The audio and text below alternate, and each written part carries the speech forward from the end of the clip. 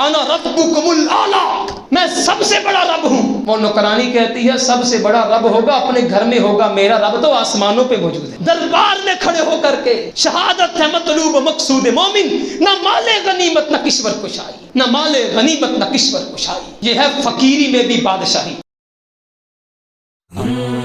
شیخ اسماعیل ذہبی، principal ادراک academy. محبوب فرماتے ہیں یہیں پہ بس نہیں، تھوڑا سا آگے بڑھا، مجھے خوشبو آئی، بڑی پیاری خوشبو۔ میں نے کہا یا جبریل ما هذه الرائحة الطیبہ، جبریل اتنی عمدہ خوشبو، اتنی عمدہ خوشبو، جبریل یہ کس کی ہے؟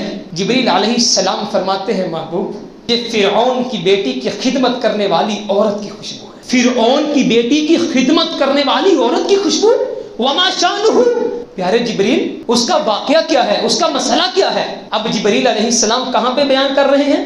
جنت میں بیان۔ تذکرہ کس کا ہے؟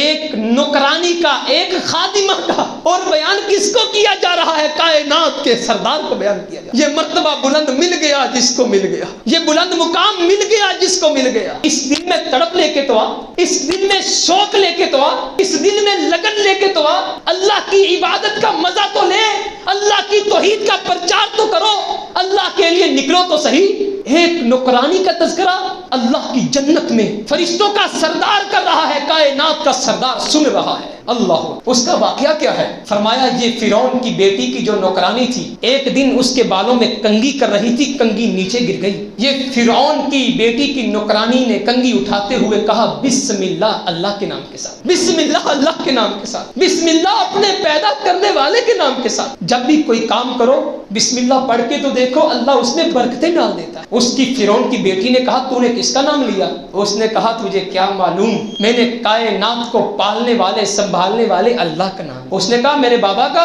نے کہا نہیں، تیرے بابا کے بھی رب کا نام لیا ہے، تیرے بابا کو بھی پیدا کرنے والے کا نام لیا ہے۔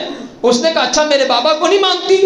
دے ولولائے شوق جسے لذت پرواز، کر سکتا ہے وہ ذرہ بہو مہر کو تاراج، مشکل نہیں یارانے چمن مارکہ باز، پرسوز ہو اگر نفس سینہ دراج، پرسوز ہو اگر نفس سینہ دراج، نہیں ہے شان خودداری کے چمن سے توڑ کر کوئی دستار میں رکھ لے، کوئی زیب گلو کر لے۔ یہ کیا بات ہوئی؟ اس نے کہا اپنے اللہ کا نام لیا ہے، ہمیں اپنے اللہ پہ بڑا مان ہے۔ اچھا میں فرعون کو بتاتی ہوں۔ اس نے کہا فرعون کو کیا بتانا ہے؟ جس کو بتانا ہے بتا دے۔ اگر تم نے فرعون کو بتانا ہے جس اللہ کا نام لیا ہے وہ اللہ دیکھ رہا ہے، وہ اللہ دیکھ رہا ہے۔ فرعون کو بتایا، فرعون کو بتایا گیا، اس نے اپنے دربار میں حاضر کر لیا۔ اس نے کہا کس کا نام لیا تھا؟ اس نے کہا اللہ کا نام لیا تھا۔ مجھے نہیں مانتی، تجھے نہیں مانتی، انا ربکم الاعلی، میں سب سے بڑا رب ہوں۔ وہ نوکرانی کہتی ہے سب سے بڑا رب ہوگا اپنے گھر میں ہوگا، میرا رب تو آسمانوں پہ موجود ہے۔ دربار میں کھڑے ہو کر کے شہادت ہے مطلوب مقصود مومن، نہ مال غنیمت نہ کشور کشائی، نہ مال غنیمت نہ کشور کشائی، یہ ہے فقیری میں بھی بادشاہی، یہ ہے عزت و خودداری کی زندگی۔ میرا اللہ آسمانوں پہ ہے۔ فرعون نے تانبے کے دیگچوں کو منگوایا، کہا گرم کرو۔ جب دیگچا گرم ہو گیا کہتا ہے اس کے معصوم بچوں کو ڈالنا شروع۔ ایک ماں، اب ماں کا تڑپتا ہوا دل، اور ماں کے سامنے ایک مدت سے میری ماں سوئی نہیں تابش۔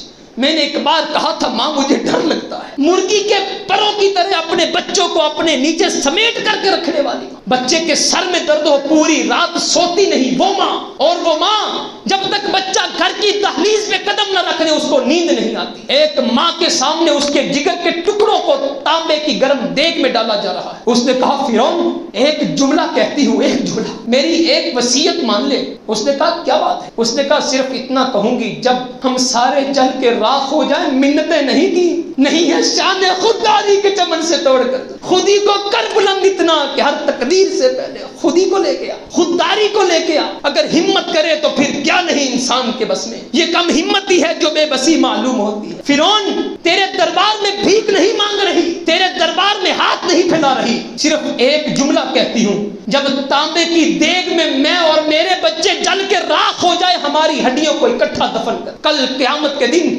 جب اللہ مردوں کو اٹھائے گا، ہم ماں اور بیٹے اکٹھے اللہ کے دربار میں جائیں گے۔ اللہ تیری ذات کے لیے شہید ہو کے آئے، اللہ تیری ذات کے لیے خون دے کے آئے، اللہ تیری ذات کے لیے ہڈیوں سے گوشت وحشت دے کے آئے ہیں، اللہ تیری ذات کے لیے اپنا سب کچھ لٹا کے آئے ہیں۔ فرعون نے کہا بی بی ایسے ہی ہوگا۔ جبریل فرما رہے ہیں محبوب اس عورت کے سارے بچوں کو تانبے کی دیگ میں ڈالا گیا، لیکن ایک معصوم سا بچہ جو دودھ پیتا تھا اس کی چھاتی کے ساتھ وہ معصوم سا بچہ لگا ہوا تھا۔ جب فرعون نے اس بچے کو جدا کرنا چاہا ماں کا دل ڈر گیا۔ محبوب وہ ماں چاہتی تھی اپنے بچے کو بچا لے، لیکن چھوٹا سا بچہ اپنی زبان سے جملے بول کے کہتا ہے یا اماں اقتحمی اقتحمی، پیاری ماں اس آگ میں کود جا، اس آگ میں کود جا، فإن عذاب الدنیا اہون من عذاب الآخرہ۔ پیاری ماں میں معصوم بچہ دیکھ رہا ہوں، یہ دنیا کا عذاب کل قیامت کے عذاب کے سامنے کچھ بھی نہیں ہے۔ یہ شہادت الفت میں قدم رکھنا ہے، لوگ آسان سمجھتے ہیں۔ شہادت ہے مطلوب و مقصود مومن،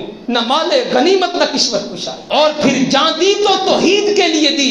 محبوب اس معصوم بچے کی زبان سے جب یہ جملے نکلے، اس کی ماں نے بچے کو سینے سے لگا کر کے اس تانبے کی دیگ میں چھلانگ لگا دی۔ محبوب اس کو تانبے کی دیگ میں چھلانگ لگائے ہزاروں سال بیت گئے ہیں، اس دن سے لے کر کے آج تلک جنت میں جو آپ نے خوشبو محسوس کی ہے، اللہ نے جنت میں اس کی خوشبو کا صلہ جاری کر دے۔ ولولہ شوق جسے لذت پرواز کر سکتا ہے وہ ذرہ بہو مہر کو تاراج، مشکل نہیں یارانے چمن ماری کا باز، پرسوز ہو اگر نفس سے سینہ دراج۔ میرے بھائی اس دل کے اندر آگ ہو، تڑپ ہو، لگن ہو، جنون ہو، وارفتگی ہو، محبت ہو اللہ کی ذات کے لیے، میرے بھائی فإن عذاب الدنیا اہون من عذاب الآخرہ۔ اس بچے کے جملے پہ غور کرو، نوجوانوں آپ بھی غور کرو، بوڑھو آپ بھی غور کرو، بزرگان ملت آپ بھی غور کرو۔ یہ دنیا کا عذاب، یہ دنیا کی آسائشیں، یہ دنیا کا آرام، یہ دنیا کا سکون، یہ دنیا کی لذتیں، یہ دنیا کا جاہ و جلال،